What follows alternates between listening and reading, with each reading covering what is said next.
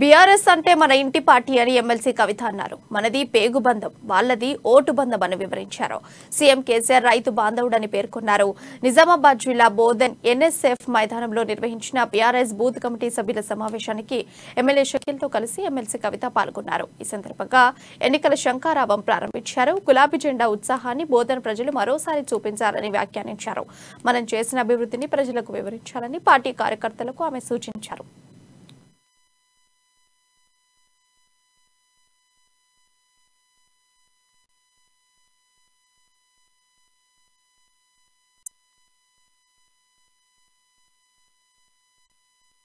మనము 2 దఫాలుగా దాదాపు 35 లక్షల మందికి ఈ రాష్ట్రంలో రుణమాఫీ చేసుకున్నాం. 35,000 కోట్ల వరకు కూడా రుణమాఫీ చేసుకోవడం జరిగింది. కాబట్టి రైతన్నలందరి దగ్గరికి దయచేసి వెళ్ళండి.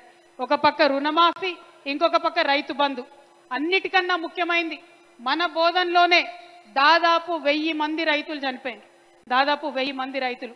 కోవిడ్ వచ్చింది కాబట్టి కొద్దిగా ఎక్కువ మంది రైతులు చనిపోయినరు.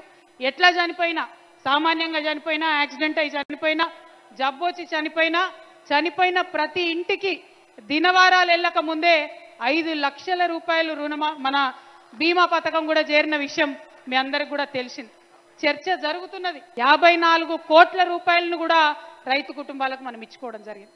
నేను కోరేది ఒకటే, దయచేసి ఆలోచించండి. ఏం మాట్లాడుతున్నారు?